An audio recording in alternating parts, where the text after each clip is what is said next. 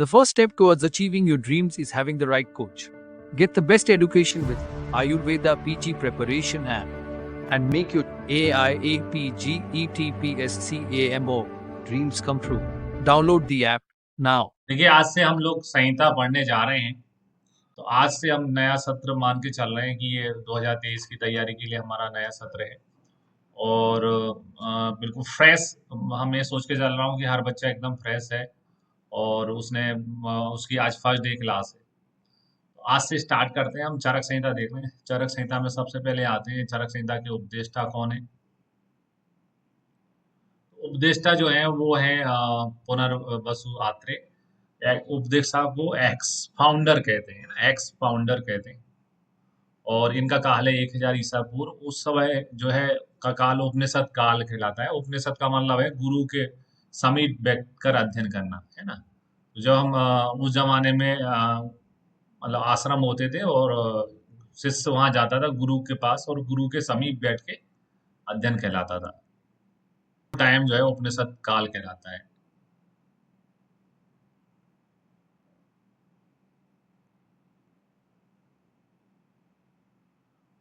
जैसे आज ऑनलाइन का जमाना है, उस समय जो है पास में बैठ के अध्ययन किया जाता था। 1000 ईसा पूर्व ये काल है। तंत्रकर्ता यानी ऑथर यानी जो राइटर होते हैं वो अग्निवेश हुए हैं। तो चरक संहिता की जो तंत्रकर्ता है वो अग्निवेश है। उनका काल भी 1000 ईसा पूर्व है। ऑब्वियस है, दोनों एक ही समय में गुरु शिष्य रहे, तो दोनों का समय एक ही होगा। कितना है? 1000 ईसा पूर्व।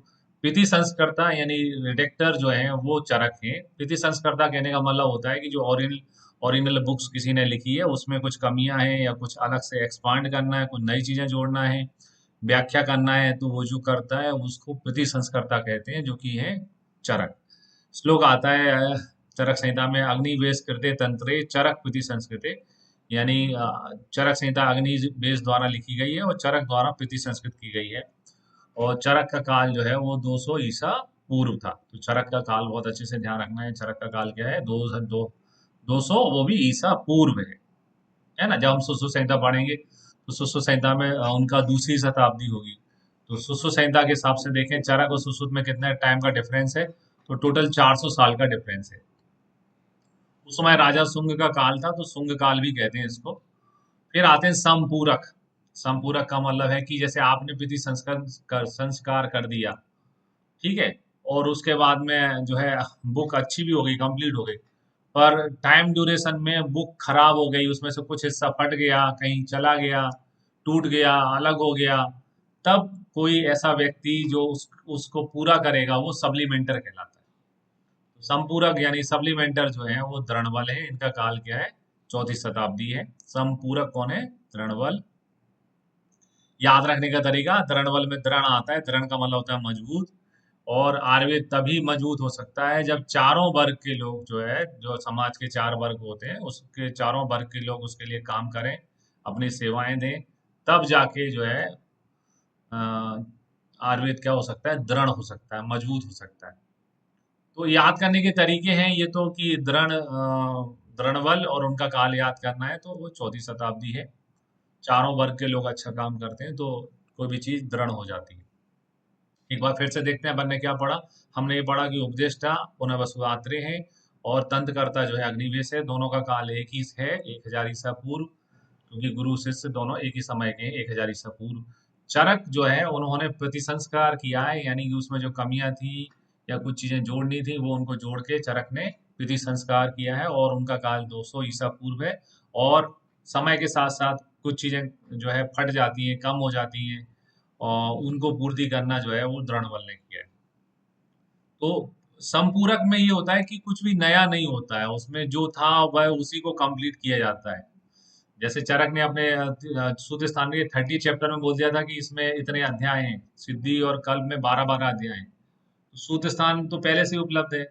और द्रोणवल ने क्या जोड़ा है? कल्प, सिद्धि और चिकित्सा के 17 अध्याय जोड़े हैं। तो वो जो जोड़े हैं वो पहले से थे, इसलिए वो संपूरक कहला रहे हैं, सप्लीमेंटर कहलाए हैं। यानी कि वो समय के साथ में कहीं लुप्त हो गए, कहीं चले गए, तो उनने उसको जो है कंप्लीट करा दिया। कुछ लाइनों में हम समझेंगे कि क्या है। आत्रेय के उपदेशों को तंत्र रूप में निबद्ध करने के कारण अग्निवेश जो है वो तंत्र करता है। यानी जो आत्रेय जो गुरु थे उन्होंने जो बताया उन अग्निवेश ने उसको लिखा एज अ किताब की भाषा में, तो इसलिए वो तंत्रकर्ता कहलाए। अग्निवेश तंत्र जो है वो भाष्यात्मक विधि संस्कार करने के कारण चरक को भाष्यकार भी कहा जाता है। तो तंत्रकर्ता विधि संस्कर्ता भी है चरक, और भाष्यकार भी है चरक, उसको भाषा देने वाले, उसमें उसको और बेटर करने वाले हैं। चरक संहिता में जो लाइन आती है उसके हिसाब से चरक अग्निवेश तंत्र जो है संहिता के विधि संस्कर्ता है, और द्रोणबल चूंकि चरक के बाद में आएंगे, वो द्रोणबल जो है चरक संहिता के क्या है, समपूरक है। चरक में एक श्लोक में लाइन आती है, अग्निवेश कहते तंत्रे चरक विधि संस्कृते। आगे बढ़ते हैं, देखते हैं चरक संहिता के विषय विवेचन के बारे में। तो विषय विवेचन में आए, सूत स्थान में जो है 30 अध्याय हैं। सूत स्थान में 30 अध्याय हैं, निदान में 8 हैं, विमान में 8 हैं, शारीर में 8 अध्याय हैं, इंद्रिय स्थान में 12 हैं, कल्प सिद्धि में 12 हैं, और चिकित्सा में 30 है। सूत्र में और चिकित्सा में 30 अध्याय हैं, निदान में, विमान में, शारीर में 8-8 है, और इंद्रिय कल्प सिद्धि में जो है वो 12-12 अध्याय होते हैं। टोटल कुल स्थान जो है चरक संहिता में 8 स्थान होते हैं, और कुल 120 अध्याय होते हैं। वो आपको मालूम है, जो है सभी लोगों ने चरक पढ़ी हुई है। अब जो हमें देखना है चरक में कितने सूत्र हैं वो याद करना है। तो ये कुल सूत्र जो है वो 9295 है। तो ये संख्या आपको याद करनी पड़ेगी, चरक में कितने सूत्र हैं। तो 9295 सूत्र हैं। इसको याद करने का तरीका देखते हैं। चरक संहिता का यूजी पीजी में पेपर होता है। पेपर में 100 क्वेश्चन होते हैं, सभी को मालूम है कितने क्वेश्चन का होता है। 100 क्वेश्चन, 100 नंबर का होता है। तो 100 नंबर के में हम कितने नंबर ला सकते हैं अगर हमें चरक के अच्छे श्लोक आते होंगे?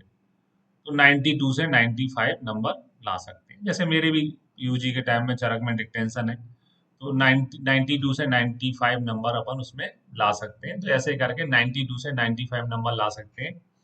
तो कुल सूट 9295 है, 9295 है, 9295 है, ऐसा आपको याद करना है। सूत्र में कितने हैं, निदान में, विमान में कितने हैं, सारी में, इंद्रिय में, चिकित्सा में, कल्प में, सिद्धि में कितने हैं, ये आपको याद करने की बिल्कुल जरूरत नहीं है।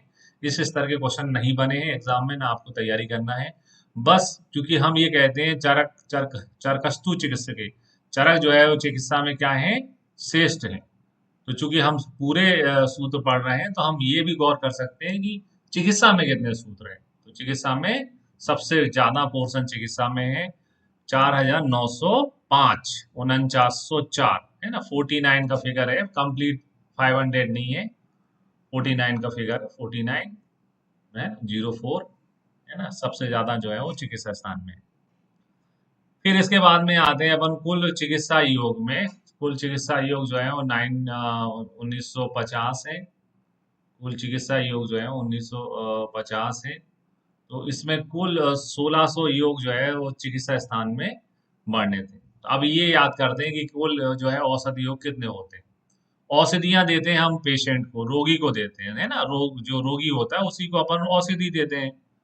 तो कितने साल का रोगी जो है वो चरक चरक अगर काय चिकित्सा डिपार्टमेंट में बैठे हैं, तो कितने लोग, कौन कौन सी उम्र के लोग उनको दिखाने आएंगे। तो ये याद रखने का तरीका कि 19 साल से लेके 50 साल के बीच के जो है लोग ज्यादा दिखाने आएंगे।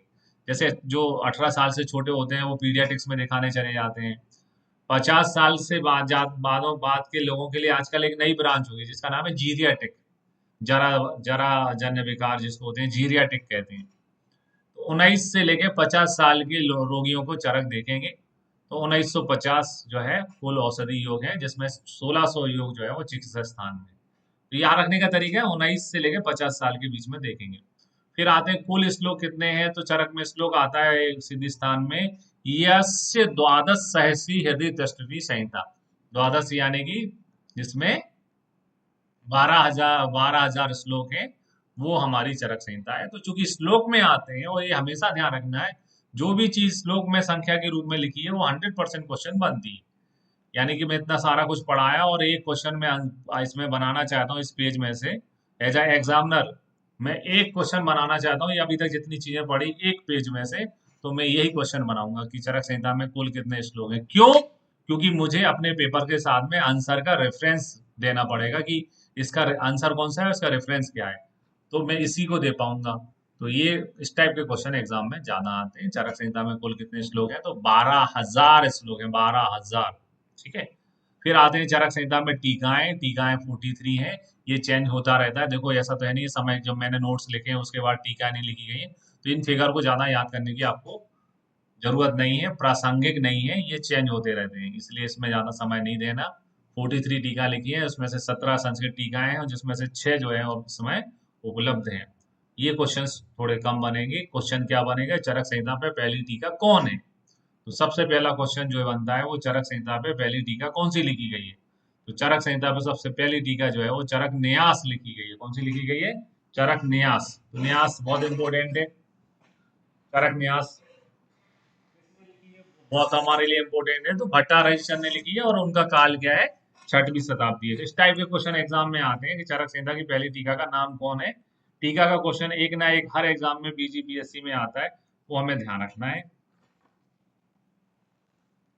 ठीक, तो अब याद रखने के तरीके देते हैं। देखो चरक न्यास, न्यास शब्द तो हमने थोड़ा कम सुना है, लेकिन एक शब्द जरूर सुना है जो मेरे को जबान पर रटा है, वो है न्याय।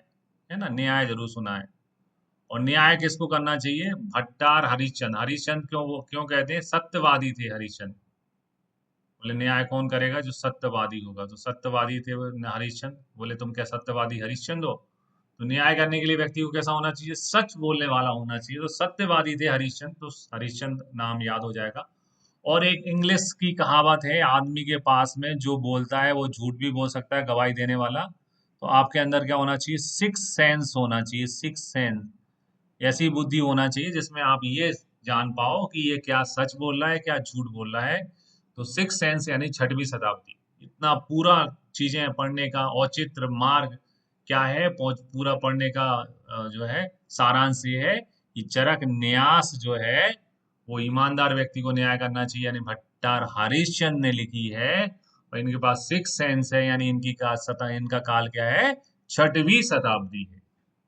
और जो ईमानदार व्यक्ति होता है वो पुरानी हिंदी फिल्मों जैसे उसका हाल बेकार होता है, वो ज्यादा दिन तक सरवाइव नहीं कर पाता है। तो 3 अध्याय तक लिखी गई है केवल, है ना, 3 अध्याय तक कोशिश करी, बाद में इन्होंने बोला कि भैया हमारे बस के नहीं है, तो पहले केवल प्रथम 3 अध्याय के लिए है ये। फिर आते हैं चरक पंजिका। ठीक है, चरक पंजरिका में आते हैं। तो चरक पंजरिका स्वामी कुमार ने लिखी है और 7वीं शताब्दी इनका काल है। अब मैंने जैसे न्यास शब्द मुझे याद नहीं होता था, तो वैसे ही मुझे पंजिका शब्द याद नहीं होता, तो मैंने एक नया शब्द चुना, पंजिका। वैसे पंजिका जो है वो विषम पद भज्जिका पंजिका कहलाती है। पंजिका के से तो याद नहीं होता, तो मैंने एक नया शब्द बनाया, पंजरी। हमारे यहाँ पंजरी किसको बोलते हैं? भगवान श्री कृष्ण का जो जन्म होता है तो उस समय जो उनके लिए ककड़ी सलाद और आटा भूज के जो बनाया जाता है उसको पंजरी कहते हैं। पंजरी किसको चढ़ाई जाती है? भगवान श्री कृष्ण, यानी जो कि हमारे स्वामी हैं। ठीक है, और स्वामी से क्या आग्रह करते हैं कि भगवान आप हमारा साथ देना, है ना, क्या देना? साथ नहीं कह रहा हूं मैं, साथ देना। भगवान से हमेशा अपन यही दुआ मांगते हैं कि वो हमारा साथ दें, हर मुश्किल मुश्किल घड़ी में हमारे साथ दें। तो पंजिका, पंजिका किसने लिखी है? स्वामी कुमार ने। ठीक है, और इनका काल क्या है? 7वीं शताब्दी है, यानी कि साथ देना। ठीक, अब आते हैं निरंतर पद व्याख्या। निरंतर पद व्याख्या जो है लिखी है जट ने और इनका काल है 9वीं शताब्दी। तो एक आदमी निरंतर रूप से बाल नहीं कटाता है। क्या नहीं करता है? निरंतर रूप से बाल, जब भी उसके बाल काटने को बोलते हैं तो वो बाल कटाने को मना कर देता है। बाल कटाने को क्या कर देता है? मना कर देता है। तो आगे चल के उसकी बालों की क्या हो जाएंगी? जटाएं हो जाएंगी। क्या हो जाएंगी? जटाएं। क्यों? क्योंकि जब भी बाल काटने को बोलते थे वो व्यक्ति क्या बोलता था? नो, नो, नहीं हमें नहीं कराना, बाल नहीं कटाना, नो। उसके मुंह से हमेशा क्या निकलता था? नो निकलता था, नो। केवल नहीं कटाऊंगा तो नहीं कटाऊंगा, नो। याद रखने का तरीका, निरंतर रूप से कोई अपने क्या नहीं कटा रहा है? बाल, तो उसकी क्या हो गई? जटाएं, क्योंकि वो बोलता था बाल कटाने के नाम पे नो। तो निरंतर पद व्याख्या जट ने लिखी है। जट एक ऐसे आचार्य हैं जिनने तीनों संहिताएं चरक, सुश्रुत और भागवत पे संस्कृत टीका लिखी है, और इनका काल क्या है? 9वीं शताब्दी। अब आते हैं न्याय। है ना, वही न्यास फिर से आ गए आपके न्यास। तो अब न्यास फिर से आया, तो मैंने कहा यार वो चरक न्यास तो पढ़ चुके हैं अटारी चंद, ये कौन सा न्याय है? बोले ये न्याय जो है न्यास है, जो है जैसे अमिताभ बच्चन को अमित जी कहते हैं लोग, क्या बोलते हैं, अमित जी। वैसे ही अमित जी भी थे, अमित जी जो है वो अपने रोल के साथ में, एक्टिंग में के साथ में न्याय करते थे। यानी कूली पिक्चर में कूली दिखते थे, डॉन पिक्चर में डॉन दिखते थे, शोले पिक्चर में जो है बीरू दिखते, गब्बर वो जय दिखता थे। तो ऐसा नहीं होता था कि हर पिक्चर में एक जैसी एक्टिंग होती थी। तो रोल के साथ न्याय, यानी कि जो उनका उनको रोल दिया जाता था उसके साथ, रोल के साथ न्याय कौन करते थे? अमित जी करते थे।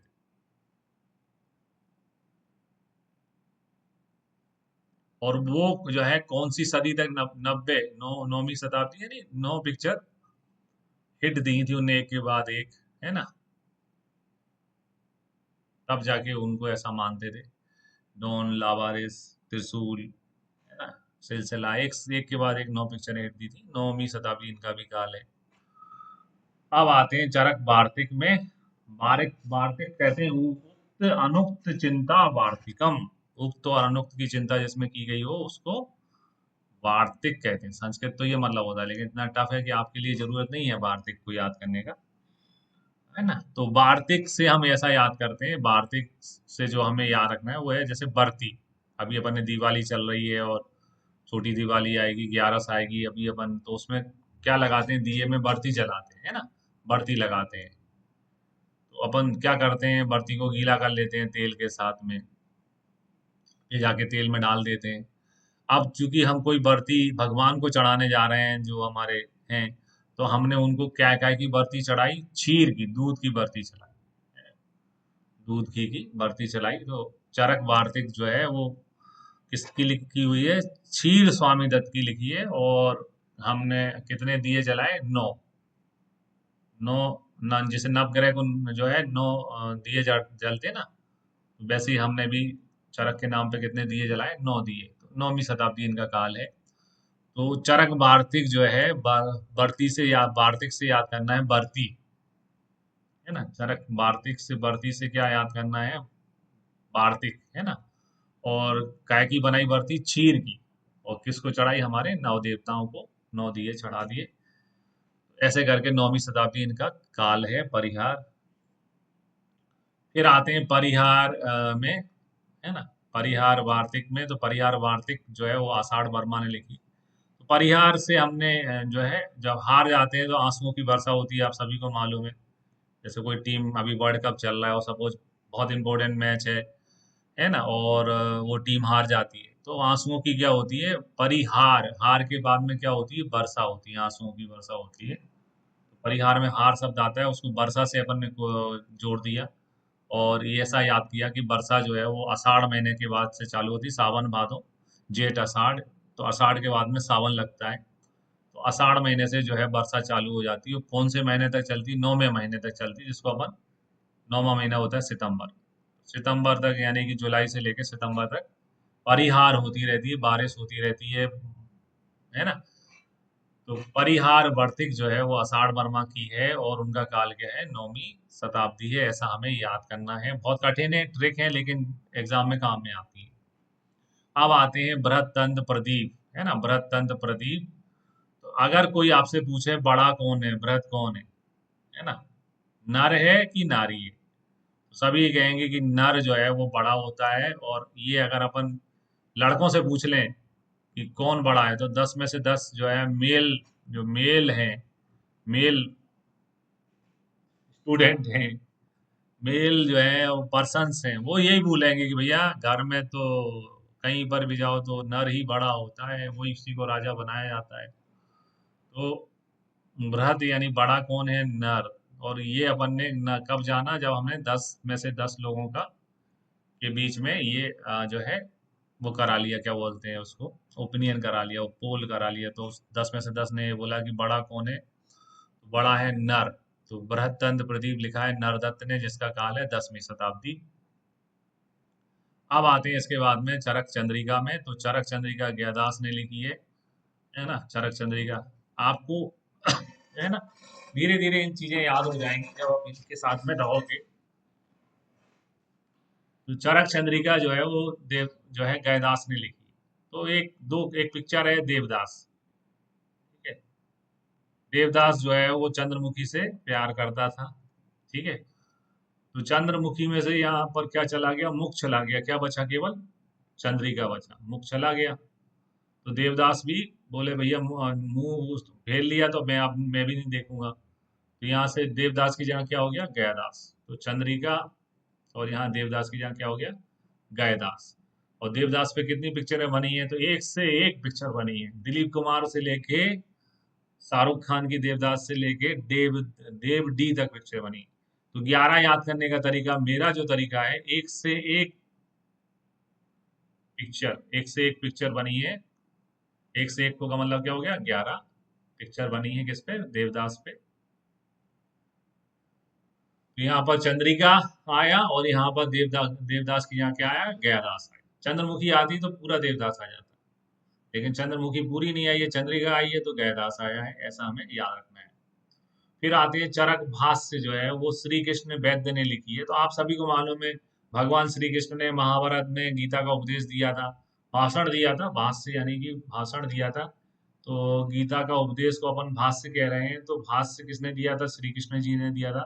और याद करने का तरीका है, मैं उसको ऑथेंटिक नहीं बनाना चाहता हूँ, या मैं मैथोलॉजिकल रूप से ये नहीं बोलना चाहता हूँ कि ऐसा हुआ था, पर मैं ऐसा याद करना चाहता हूँ कि उन्होंने कितने दिन तक उपदेश दिया था, 11 घंटे दिया था या 11 दिन तक दिया था, ऐसा आप जैसा आपको ठीक लगे वैसा याद कर सकते हैं कि 11वें दिन दिया था, 11वें या फिर 11 दिन तक दिया था। तो भगवान श्री कृष्ण ने भाषण गीता में कितने दिन तक दिया था, है ना, गीता का भाष्य जो है कितने दिन तक दिया था, 11 दिन तक दिया था, ऐसा करके याद करने का तरीका है ना, 11 दिन तक दिया था। ठीक है। अब आते हैं आयुर्वेद दीपिका में। आयुर्वेद दीपिका में दीपिका आता है और दीपिका के चक्कर चलते हैं, एक से एक चलते हैं। अब जो जबान पे रट गया वो सभ्य नहीं हो सकते, मतलब उसका सभ्य फंडा नहीं बनाया जा सकता। तो दीपिका पादुकोण जैसे हीरोइन थी, तो पहले धोनी के साथ नाम जोड़ा था, फिर युवराज सिंह, है ना, फिर सिद्धार्थ मालिया, फिर बाद में रणवीर। एक से एक चक्कर चल रहे हैं, एक से एक, है ना, दीपिका के भी एक से एक चक्कर हैं। एक से एक चक्कर को अपन कैसे याद करेंगे, 11वीं शताब्दी से याद करेंगे कि 11वीं शताब्दी है, आयुर्वेद दीपिका का काल क्या है, 11वीं शताब्दी का है। मैं ऐसा ताना नहीं मानूंगा कि चक्रपाणी को नहीं जानते हो और आयुर्वेद दीपिका नहीं देखी है तो फिर आयुर्वेद के कैसे स्टूडेंट हो, ऐसा मेरा बोलने का कोई मतलब नहीं है। अगर नहीं देखी तो कोई बात नहीं, आयुर्वेद देख लोगे, भविष्य का ही एंड, पिक्चर का एंड तो नहीं है। तो आयुर्वेद दीपिका चक्रपाणी की है, 11वीं शताब्दी में लिखी गई है। फिर आते हैं तत्व प्रदीप का। चरक तत्व प्रदीप का में तत्व आता है। तो ऐसा याद करना है कि लड़कियां जो हैं वो शिव जी का 16 सोमवार, है ना, 16 सोमवार का व्रत करती हैं कि कोई तत्व जो है वो प्रकाश में आ जाए, यानी उनके जीवन में जो लड़का है वो दिखने लग जाए, रिश्ता आ जाए वहां से, भैया पसंद हो जाऊं मैं। तो चरक तत्व प्रदीप का तत्व जो है वो प्रकाश में आ जाए, ये किससे प्रार्थना की जाती है, शिव जी से। और कितने मंगल सोमवार जो है व्रत रखा जाता है, 16 सोमवार व्रत रखा जाता है। 16वीं सदी कहने का मतलब 15वीं के लास्ट में, यानी 15 प्लस समथिंग उनका काल है। तो ऐसा करके हमें याद रखना है। फिर आते हैं चरक प्रकाश कौस्तुम जो है ना, चरक प्रकाश कौस्तुम जो है किसने लिखी है, तो चरक प्रकाश कौस्तुम नरसिंह कविराज ने लिखी है और इनका काल क्या है, 17वीं शताब्दी। ठीक है। तो चरक प्रकाश कौस्तुम किसने लिखी है, नरसिंह कविराज ने, और जो है 17वीं शताब्दी इनका टाइम। तो प्रकाश कौस्तुम इसमें शब्द आता है, जिसको अपन ये कह सकते हैं लाइटिंग, जो जैसे कहीं पर मंच बनता है तो वहां पर सज्जा, लाइट सज्जा, लाइट की क्या होती है, सजावट होती है ना, कहीं पर कुछ ही का कार्यक्रम होने वाला होता है तो लाइट की क्या होती है, सज्जा होती है, सजावट होती है, बहुत सारी लाइट लगाई जाती है, प्रकाश पुंज लगाए जाते हैं। किसको देखने के लिए, किसको देखने के लिए, उसको देखने के लिए जो नर में सिंह होगा, यानी कि जिसने कोई शेर जैसा काम किया होगा, जाके दूसरी कंट्री में मेडल जीता होगा, अपने देश के लिए कोई अच्छा काम किया होगा। या फिर जो साहित्यकार होगा, कवि होगा, कवि होगा, उसके लिए भी लोग देखने आते हैं, उसके लिए भी मंच सजते हैं, कवि गोष्ठी होती है ना।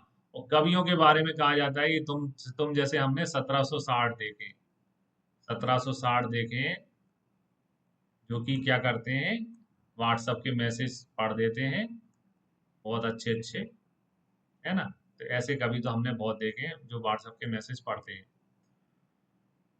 फिर से देखते हैं कैसे जोड़ रहे हैं अपन, चरक प्रकाश कौस्तुभ कैसे याद कर रहे हैं। हम ऐसे याद कर रहे हैं कि चरक प्रकाश कौस्तुभ यानी प्रकाश का पुंज, यानी लाइटिंग वगैरह, लाइटिंग स्टेज कब सजती है, जब कोई आने वाला होता है, कोई फंक्शन होने वाला होता है, कोई प्रोग्राम होने वाला होता है। फंक्शन हम किसके लिए करेंगे चरक के समय में, जो नर में सिंह होगा, यानी जिसने शेर जैसा काम किया होगा, या फिर जो कवि होगा। तो नरसिंह कविराज ने है, और कवि तो फिर 1760 होते हैं जो शायरी पढ़ देते हैं, है ना, व्हाट्सएप की इस टाइप के। तो 17वीं शताब्दी इनका काल है। अब आते हैं चरक जो है चरक चरकोपस्कार में। तो चरक चरकोपस्कार दो शब्द से मिलकर बना है, चरक धन उपस्कार, चरक धन उपस्कार। तो ये हो गया चरकोपस्कार। ठीक है, तो यहाँ पर याद रखने का तरीका ये देखो, चरक है ना, धन उपस्कार किया है यानी योग किया है, तो योगीनाथ सेन ने लिखा है। इनका काल 19वीं शताब्दी है। तो हमने ऐसे ही, हमने भी याद करने की इच्छा नहीं हो रही कि 19 सीधे याद करें। हमने भी कहा कि हम भी कुछ योग करके याद करेंगे कि 18 तो साल में वैक्स हो जाते हैं, और इनने एक साल बाद जुड़ गए, तो 18+1 करके हमने ये योग करके 19 करके लिख लिया, ताकि एग्जाम हॉल में याद आ जाए कि हमने ऐसा किया था। हमने योगीनाथ सेन का काल याद करने के लिए 18+1 लिखा था, तो वो 18+1 करके जो है वो 19 हो गया था, ऐसा हमें ध्यान रखना है। फिर आते हैं जल्प कल्प तरु, जो है जल्प कल्प तरु में जल्प जल आता है, कल्प आता है। तो किसके जल में कल्पनाएं होती हैं, है ना। किसके जल में कल्पनाएं होती हैं, तो गंगा जी के, है ना। गंगा जी जब तक नहीं गंगा जल नहीं डालते लोग पवित्र नहीं होते हैं। गंगा जल में डुबकी लगाई जाती है, मरने के बाद में भी गंगा जल में व्यक्ति के जो है वो फूल सराए जाते हैं। तो जल में कल्पनाएं किसकी होती है, गंगा जी की, गंगाधर राय में। और राम तेरी गंगा मैली हो गई पिक्चर हमने देखी है, तो 19 साल तक तो वो शुद्ध रही, 19 साल में तक शुद्ध रही गंगा। उसके बाद में राम तेरी गंगा मैली हो गई, ऐसा याद करने का तरीका है ना। 19 तक शुद्ध रही, उसके बाद मैली हो गई। जैसे 19वीं शताब्दी की गंगा देखेंगे तो साफ स्वच्छ दिखती है, आजकल की जो गंगा अपन देखते हैं तो उसमें पॉल्यूशन बहुत ज्यादा दिखता है, ऐसा करके याद करना है। फिर आते हैं चरक प्रदीप का। अब यहाँ चरक तत्व तो नहीं है, चरक प्रदीप का है केवल। तो यहाँ शिव जी के 16 सोमवार के व्रत करने पड़े थे कि कोई तत्व प्रकाश में आ जाए। और व्यक्ति नहीं चाहता कि 16 सोमवार का व्रत करे, वो तो सीधा पंडित जी के पास पहुंचा, उसने अपना हाथ दिखाया कि पंडित जी देखो मेरे हाथ में क्या लिखा है। ठीक है, तो पंडित जी ने अपनी ज्योतिष विद्या दिखाई, ज्योतिष सरस्वती विद्या दिखाई, और बता दिया कि तुम्हारे जीवन में सरस्वती चंद्र आने वाला है। कौन आने वाला है, सरस्वती चंद्र आने वाला है, और उसके कितने ले लिए, 20 रुपए ले लिए। ठीक है, जैसे अब कोई आपका हाथ पकड़े और देखना चालू करे और बोले अरे रे रे रे, अच्छी जीवन रेखाएं हैं, अच्छा सब है, लेकिन मेहनत भूत का बहुत करते हो, लेकिन कोई ना कोई रुकावट आ जाती है। खूब मेहनत करते हो, जितना तुम्हें मिलना चाहिए उतना नहीं मिल पाता है, तो ये तो 100 लोगों पे लागू हो जाएगा। यानी आपको किसी के सामने ज्योतिष बनना है कि हाँ मेरे को हाथ देखना आता है, तो हाथ लो और 2 लाइनें बोल दो कि तुम मेहनत तो खूब करते हो लेकिन तुम्हें उसका फल नहीं मिलता है, और तुम्हें जितना होना चाहिए उससे कम ही है अभी तक अचीव किया है, तो हर व्यक्ति पे लागू हो जाता है।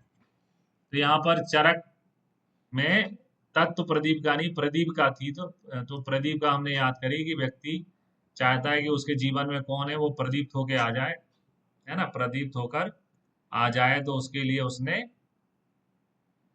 क्या किया, ज्योतिष को दिखाया, ज्योतिष ने 20 रुपए की फीस ली और बता दिया कि तुम्हारे जीवन में सरस्वती चंद्र आने वाला है भाई। ठीक है, तो चरक प्रदीप का, ज्योतिष चंद्र सरस्वती का है, और इनका काल जो है वो 20वीं शताब्दी है। एक बार फिर से रिवाइज करते हैं, जो अपन ने पढ़े हैं उनको देखते हैं क्या क्या जो है क्या क्या थे और कैसे अपन को उसको रिवाइज रखना है। तो चरक न्यास जो है वो न्याय करने के लिए व्यक्ति को भट्टार हरिश्चंद्र के समान ईमानदार होना पड़ेगा और सिक्स सेंस होना चाहिए। 6वीं शताब्दी इनका काल है। चरक पंजी का पंजरी बनाएंगे स्वामी कुमार को, स्वामी को बोलेंगे साथ रहो हमारे। निरंतर रूप से बाल नहीं कटाएंगे, 9 महीने तक तो हमारी जटाएं हो जाएंगी। जट ने लिखी है निरंतर पद व्याख्या, उनका काल है 9वीं शताब्दी। न्याय करते थे अमित जी अपने रोल के साथ में 9वीं शताब्दी में। अमृत प्रवाह की है न्यास। चरक वर्ती बनाएंगे क्षीर स्वामी, क्षीर की स्वामी के लिए, और कितने दिए जलाएंगे 9। परिहार में हार होने के बाद में अपन रोते हैं, आंसुओं की बारिश होती है, बारिश बारिश होती है आषाढ़ महीने के बाद में। आषाढ़ वर्मा ने लिखी है 9वें महीने तक होती है सितंबर, तो 9वां महीना 9वीं शताब्दी याद रखना है। व्रत बड़ा कौन है, नर की नारी, तो 10 में से 10 लोग बोलेंगे कि बड़ा क्या है, नर बड़ा है, तो 10वीं शताब्दी। चरक चंद्रिका में चंद्रिका आता है, उसमें से मुख चला गया, मुख चला गया, मुख चला गया। चरक चंद्रिका में से चंद्रमुखी में से क्या हो गया, मुख चला गया। तो फिर क्या बन गया, देवदास से गयादास। तो मुख चला गया तो गया से क्या बन गया, गयादास। और इनका इन पे देवदास पे एक से एक पिक्चर बनी है। 11वीं शताब्दी इनका काल है। चरक भाष में भाषण देने थे भगवान श्री कृष्ण 11 दिन तक। आयुर्वेद तत् दीपिका लिखी है चक्रपाणी ने, दीपिका के चक्कर चलते हैं। 11वां एक से एक 11वीं शताब्दी। चरक तत्व प्रदीप का, अपने जीवन में कोई तत्व प्रदीप्त होके आ जाए जानने के लिए लड़कियां 16 सोमवार का व्रत करती हैं। 16वीं शताब्दी शिवदास सेन। चरक प्रकाश कौस्तुम उसके लिए सजेगा जो नर में सिंह होगा या फिर कवि होगा। और कवि तो हमने 1760 देखे, 17वीं शताब्दी। चरकोपस्कार, चरक धन उपस्कार, दो शब्दों से मिलके बना है।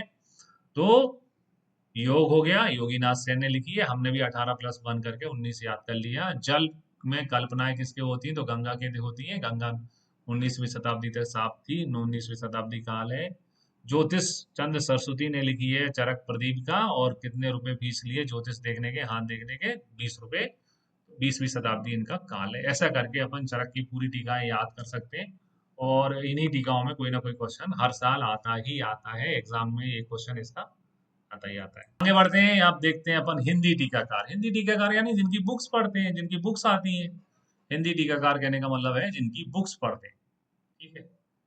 हिंदी टीकाकार, टीकाकार टू द फैक्ट पीजी में या पीएससी में नहीं पूछा जाता है, क्योंकि वो एक फेवर देना जैसा हो जाता है कि किसी की बुक का आप प्रचार कर रहे हो। तो ये मन बहलाने के लिए ठीक है, लेकिन एग्जाम में थोड़े कम पूछे जाते हैं, फिर भी ठीक है, ध्यान दे लेते हैं। श्री कृष्ण लाल जी की आती है बुक, हिंदी टीकाकार हैं वो चरक के। जयदेव विद्यालंकार की भी आती है। अत्रिदेव की भी आती है, अत्रिदेव की सुश्रुत भी आती है। ब्रह्मानंद त्रिपाठी की बुक आती है चरक चंद्रिका। तो ये क्वेश्चन आता है और यहाँ पर लोग गलत कर देते हैं, ये इसको थोड़ा सा गौर करना है। क्या होता है कि एग्जाम में क्वेश्चन आता है कि चरक चंद्रिका के टीकाकार, हिंदी टीकाकार कौन है, और वो हिंदी टीकाकार नहीं पढ़ते।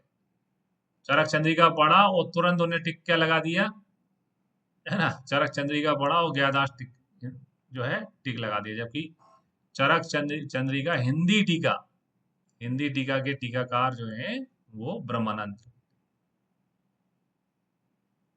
हिंदी टीका जो है वो ब्रह्मानंद त्रिपाठी की। तो ये अच्छे से पढ़ो, संस्कृत पूछा है कि हिंदी पूछा है। अब आते हैं रवि दत्त त्रिपाठी, बहुत अच्छी बुक है, मुझे तो बहुत पसंद है।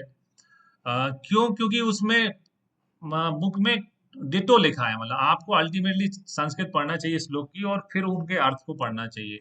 कई लोग क्या है टीकाओं और विमर्श को बोलते हैं कि इसमें गोरखनाथ पांडे और शास्त्री में टीकाएं लिखी हैं, विमर्श लिखे हैं। पर मेरा मानना है कि विमर्श आपको तभी समझ में आते हैं जब आपने बाकी संहिताएं पढ़ ली हो। अगर आपने सुश्रुत नहीं पढ़ी, अष्टांग नहीं पढ़ी है, तो और आप विमर्श पढ़ के कोई चीज याद करोगे तो आपको आधा अधूरा याद होता है। तो ओरिजिनल अगर आप सारी संहिताएं खुद पढ़ने वाले हैं तो मूल टेक्स्ट उस पर ध्यान दें, विमर्श की टेंशन मत लें। क्योंकि विमर्श तब तक विमर्श रहता है जब तक आपने दूसरे ग्रंथ नहीं पढ़े होते। और जिस दिन आप दूसरे ग्रंथ भी पढ़ लेते हो, सुश्रुत भी पढ़ लेते हो, अष्टांग भी पढ़ लेते हो, तो विमर्श कोई मायने नहीं रखता। तो ये बुक्स आती है और ये ज्यादा चलती है। काशीनाथ पांडे, गोरखनाथ शास्त्री की है विद्योतनी करके आती है, तो हिंदी व्याख्या है विद्योतनी। और चरक चंद्रिका, और रवि दत्त की है वैद्य मनोरमा। और मनोरमा, अब इसमें रवि आता है तो रविवार के दिन सबका मन रम जाता है, छुट्टी होती है, खुश रहते हैं, हैप्पी हैप्पी। और विमर्श की विद्या, विमर्श की विद्या, विमर्श की विद्या, विमर्श की विद्या, विमर्श की विद्या, विमर्श की विद्या जो है विद्वत्नी व्याख्या काशीनाथ पांडे और गोरखनाथ शास्त्री की बुक है। इसका नया एडिशन आ चुका है। पहले का एडिशन जो है पतला रहता था, ये थोड़ा मोटा किया है। तो अपन जब कल से पढ़ना स्टार्ट करेंगे तो देखेंगे कि क्या सुटेबल हो रहा है जब अपन फर्स्ट चैप्टर से पढ़ेंगे। अब आते हैं अनुवाद के बारे में। अनुवाद का मतलब चरक की अनुवाद किस किस भाषा में कहाँ कहाँ किए गए हैं उनको देखते हैं। तो अनुवाद में आते हैं। चरक संहिता का अरबी अनुवाद जो है 8वीं शताब्दी में सरक इंडिया नाम से हुआ है। तो चरक की जगह क्या हो गया, सरक, सरक सरक सरक, है ना। ये चरक थे और अरब में पहुंचे। तो कैसे पहुंचे, उस जमाने में कोई कार हेलीकॉप्टर तो चलता नहीं था। तो बोले कैसे आए, बोले सरक सरक के आए, सरक सरक के। तो चरक का अरबी अनुवाद जो है किस नाम से हुआ, सरक इंडियानस नाम से हुआ। ठीक है। कह रहा हूं अंग्रेज अनुवाद सर्वप्रथम कवि रत्न ईश्वर चंद्र ने 1851-99 में कलकत्ता से प्रकाशित किया। ठीक है। तो सबसे पहले अंग्रेजी अनुवाद जो है जो कराएगा उसको तो हम भैया बोलेंगे कि आपको तो आपको उपाधि लेनी पड़ेगी कवि रत्न की। उनको कवि रत्न की उपाधि मिल गई और नाम क्या है, अविनाश चंद्र, है ना। ऐसा काम कर गए जो कभी विनाश नहीं होने वाला, जिसका अविनाश ने ऐसा काम कर दिया जो कभी जिसका विनाश नहीं होगा। अविनाश ने ऐसा काम कर दिया जिसका कभी विनाश नहीं हो गया। उन्होंने सबसे पहले अंग्रेजी अनुवाद प्रकाशित करा दिया। ठीक है। क्योंकि सबसे पहले वाले को व्यक्ति को कोई वो भूलता नहीं है, वो हमेशा याद रखा जाता है। तो अंग्रेजी अनुवाद जो है वो अविनाश चंद्र का 1851 से 99 के बीच में उन्होंने कई संस्करण में इसको प्रकाशित कराया। अंग्रेजी अनुवाद थोड़ा सा बड़ा, डीप है ना। 6 में डॉक्टर प्राण जीवन मेहता ने प्रकाशित कराया 1949 में, है ना। कहाँ से, जामनगर में। तो 1947 में हमारा देश आजाद हुआ था। जब आजाद होंगे उसके बाद ही तो अंग्रेज हमारे देश से जाएंगे उसके बाद में पढ़ने वापस आएंगे 2 साल बाद। क्योंकि जामनगर को क्या बोला जाता है, IPGTNRA, है ना, इंटरनेशनल पोस्ट ग्रेजुएशन। तो इंटरनेशनल है, तो इंटरनेशनल जब आप पोस्ट ग्रेजुएशन नाम रखोगे तो आपको अंग्रेजी की किताबें रखनी पड़ेंगी, तभी तो लोग बाहर के आए हुए लोग पढ़ पाएंगे। तो IPGTNRA बोलते हैं जामनगर को, इसलिए वहां पर जरूरत महसूस हुई और हमारे गुजराती भाई डॉक्टर प्राण जीवन मेहता ने उसकी जिम्मेदारी ली और 1949 में जामनगर से उसको प्रकाशित कराया। हिंदी व्याख्या जो है वो प्रथम अनुवाद जो है हिंदी भाषा में, प्रथम अनुवाद जो है पंडित ज्वाला प्रसाद ने लाहौर से किया। तो प्रथम जो है अनुवाद हिंदी भाषा में वो पंडित ज्वाला प्रसाद का है। ये इनका नाम भी अच्छा है, ज्वाला लेके आ गए वो हिंदी की। इसके अलावा दूसरी भाषाओं में भी अनुवाद हुए हैं, जैसे तेलुगु अनुवाद जो है, तेलुगु व्याख्या विश्वनाथ शास्त्री ने कौमुदी नाम से की है। तो तेलुगु जो है व्याख्या कौमुदी नाम से हुई है। तेलुगु था तो कावेरी रख लेते, कावेरी ना होके कौमुदी है, कोई दिक्कत नहीं, अपन को याद हो जाएगा। तेलुगु व्याख्या कौमुदी नाम से की है। तो ये तो हो गया बुक्स के बारे में कि चरक संहिता में कौन कौन सी टीका लिखी गई, हिंदी की कौन कौन सी किताबें आती हैं, दूसरी भाषाओं में कौन से अनुवाद हुए हैं। अब हम पढ़ते हैं चरक के आचार्य जो चरक से संबंधित हैं, बहुत ही इंपॉर्टेंट है। उसमें सबसे पहले नाम आता है भरद्वाज का। भरद्वाज ने इंद्र से ज्ञान प्राप्त किया था। अभी अपन जब पहला चैप्टर पढ़ेंगे तो इनके बारे में आएगा। इंद्र से ज्ञान प्राप्त किया था। भरद्वाज के पिता बृहस्पति और माता का नाम जो है ममता था। तो आप किसी से कुछ मांगने जाते हैं तो तभी मिलने की संभावना रहती है जब आप एक दूसरे को पहले से जानते हो। जैसे आप पड़ोसी को जानते होगे तभी पड़ोसी से उधार मिलेगा, है ना। पड़ोसी को जानते नहीं तो कैसे उधार मिलेगा। तो चूंकि बृहस्पति भगवान इंद्र के गुरु हैं, गुरुवार कहते हैं ना उनको, बृहस्पति को क्या बोलते हैं, गुरुवार, क्योंकि वो इंद्र के गुरु थे। तो अपने गुरु का कोई बेटा अपने पास आए, अपन से कहे कि हे भगवान, इस संसार में, लोक में, जग प्राणियों के कल्याण के लिए मुझे आयुर्वेद का ज्ञान दे दीजिए। तो आप भी कहेंगे चलो ठीक है, इसको दे देते हैं। तो इंद्र के पास भरद्वाज ही ज्ञान प्राप्त करने क्यों गए थे, क्योंकि उनके पिता बृहस्पति वो इंद्र के गुरु रहे हैं। माता का नाम ममता है। चरक संहिता में भरद्वाज को तपस्वी ऋषि होने के कारण उग्र तपा नाम से संबोधित किया है। है ना, कोई जिद हासिल करके उसको पूरा करने वाले को उग्र तपा कहते हैं। जैसे छोटे बच्चे होते हैं ना, उसको जिद्दी बोलते हैं। वैसे ही ऋषि जो है, जो इतने तपस्वी ऋषि होते हैं, उनको नाम क्या है? उग्र तपा। तो तप से अपन ज्वर भी लेते हैं, लेकिन यहाँ पर उग्र तपा का मतलब ज्वर नहीं है। यहाँ पर क्या है? उग्र तपा का किसका पर्याय? भरद्वाज का पर्याय। क्योंकि ये चरक संहिता में नाम आया है और रेफरेंस है इसका, इसलिए क्वेश्चन बनता है। फिर इनको सबसे पहले आयुर्वेद का ज्ञान प्राप्त हो गया, तो जिसको आयुर्वेद का ज्ञान प्राप्त हो जाएगा उसकी आयु बड़ी हो जाएगी, इसलिए इनको अमित आयु भी कहा जाता है। भरद्वाज को अमित आयु भी कहते हैं। फिर आए आत्रेय के बारे में। तो आत्रेय, चरक संहिता में 3 आत्रेय का उल्लेख आया हुआ है। एक पुनर्वसु आत्रेय है, ठीक है। पुनर्वसु आत्रेय महेश्वरी अत्रि के पुत्र और शिष्य दोनों थे। अत्रि के पुत्र थे और शिष्य थे। इन्होंने भरद्वाज से आयुर्वेद का ज्ञान प्राप्त किया। इनकी माता का नाम चंद्रभागा था और इसके कारण इनको चंद्रभागी या चंद्रभाग भी कहा जाता है। तो जिनके बारे में आज अपन ने शुरू में लाइन लिखी कि तन जो उपदेष्टा कौन है चरक संहिता के, तो वो पुनर्वसु आत्रेय है उपदेष्टा।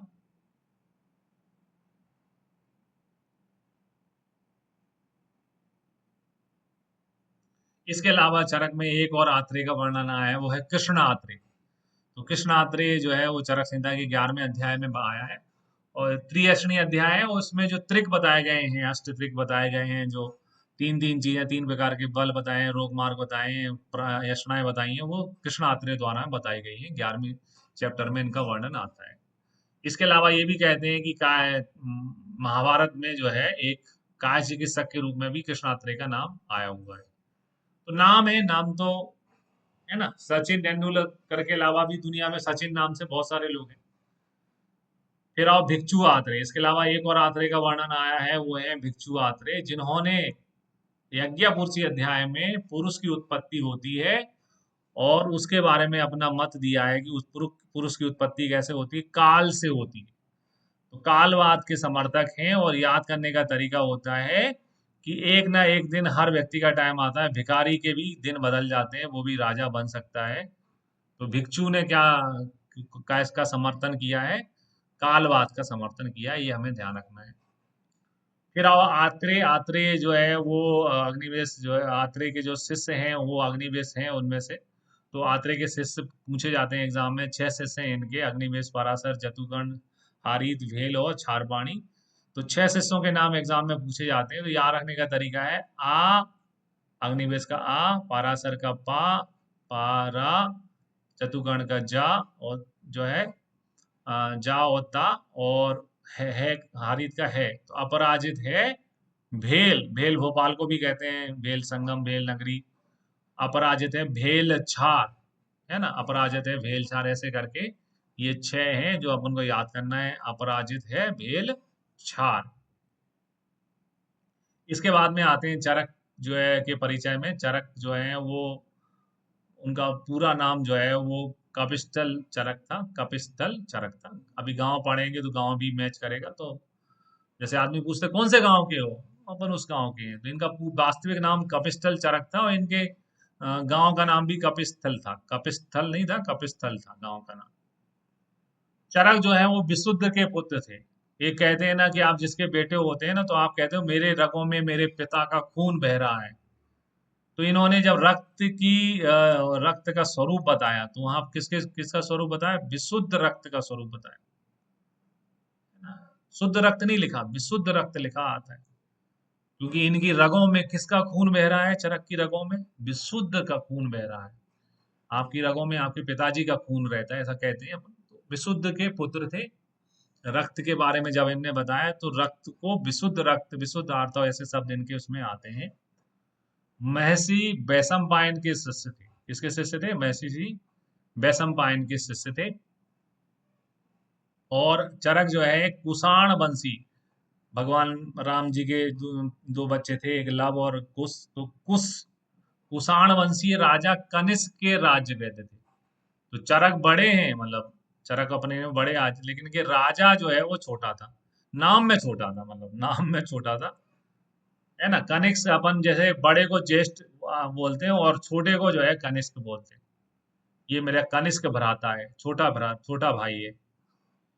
तो चरक बड़े आचार्य हैं, लेकिन के राजा का नाम छोटा था, कनिष्क था, मतलब राजा छोटा था। और अपन चरक जयंती जो है वो कब मनाते हैं? नाग पंचमी के दिन मनाते हैं। उसके पीछे कारण क्या है, चरक जयंती कब मनाते हैं? अभी चरक जयंती मनाना स्टार्ट हो गई है सब जगह। तो चरक जयंती जो है वो नाग पंचमी के दिन मनाई जाती है। तो रीजन क्या है? भाव प्रकाश के अनुसार चरक जो है वो शेष नाग के अवतार थे। किसके अवतार थे? शेष नाग के अवतार थे। और यवावर कोटि के ऋषि थे। यवावर कोटि क्या कहलाता है? दो प्रकार के ऋषि होते हैं, एक शालीन यानी कुटिया बना के एक जगह रहने वाले, और एक यावावर यानी घूमने फिरने वाले, जो घूमते फिरते रहते हैं, बंजारे टाइप के होते हैं, एक जगह से दूसरी जगह चलते रहते हैं। तो उस टाइप के ऋषि थे, शेष नाग के अवतार थे, इसलिए इनकी चरक जयंती जो है वो नाग पंचमी के दिन मनाई जाती है। इसके अलावा चरक का निवास जो है वो पंचनद प्रांत, पंचनद जहाँ 5 नदियां बहती हैं, पंचनद 5 नदियां बहती हैं, रावी, सतलम, झेलम, है ना, चिनार। तो पंजाब है वो, पंचनद प्रांत यानी पंजाब से संबंध है चरक का। जब बहुत सारे राज्यों की पीजी होती थी तो इस टाइप के क्वेश्चन भी आते थे, चरक का संबंध कौन से राज्य से है? तो पंजाब से है। पंजाब प्रांत में इरावती और चंद्रभागी नदियों के बीच स्थित कपिस्थल ग्राम में हुआ था।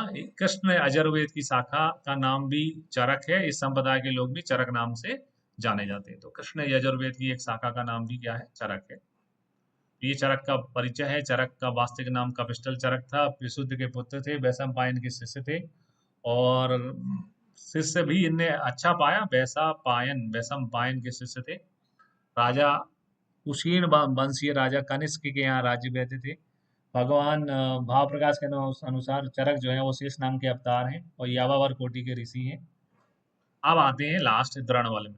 द्रोणबल कौन थे? तो ये कपिल बलि के पुत्र थे और इन्होंने चरक संहिता के 120 अध्याय में से 41 अध्याय जोड़े हैं। कल्प सिद्धि के 12 और चिकित्सा के 17। ठीक है, तो ये हमें याद करना है कि कल जो है कौन से अध्याय जो हैं वो द्रोणबल ने जोड़े हैं। तो द्रोणबल के 17 याद करने की जगह हम क्या करते हैं, चरक के 13 याद कर लेते हैं कि चरक के 13 कौन से हैं। क्योंकि 17 से अच्छा है कि फिगर 13 कर लो, तो 13 याद हो जाएंगे तो माइनस कर देंगे तो बाकी 17 बचेंगे। तो चरक के चरक चिकित्सा का रसायन वाजीकरण 4 चैप्टर में लिखा गया है। कोई व्यक्ति किसी की कितनी भी नकल करे, शुरू में नाम रोल नंबर तो अपने ही लिखता है ना किसी भी पेपर में, ऐसा तो नहीं कि नाम रोल नंबर भी किसी की टीप दे। तो याद रखने का तरीका, हर व्यक्ति में जो स्टार्टिंग होता है, जैसे अपन लोग वो बनाते हैं, कंपाइलेशन बनाते हैं, आजकल बहुत सारे पेपर प्रेजेंटेशन होते हैं, बहुत सारे वो निकलते हैं। तो आप किसी की नकल करोगे तो थोड़ा नाम रोल नंबर अपना तो शुरुआत तो अपनी करोगे ना। तो चिकित्सा का जो शुरुआती चैप्टर है रसायन बाजीकरण, वो चरक का है। और जहाँ बाजीकरण आता है वहां मद आ जाता है, क्योंकि चटक का मांस, मोर का मांस, इसका मांस, ये खूब लिखा हुआ है। और मांस के साथ नॉनवेज के साथ शराब चलती है।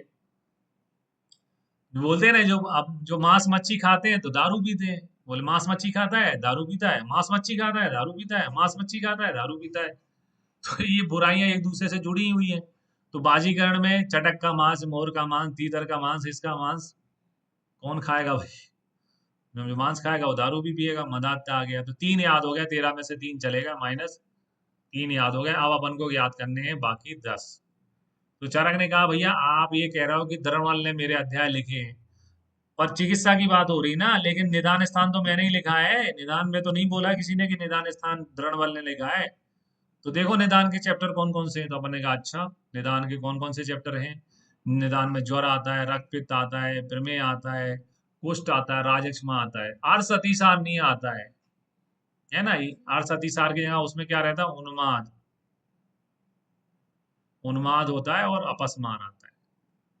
तो चरक ने कहा यार ये तो मेरे साथ चोट हो गई, ये तो 2 व्रण हैं हमारे जीवन में, ये 2 व्रण आ गए हैं, 2 घाव आ गए हैं, जो है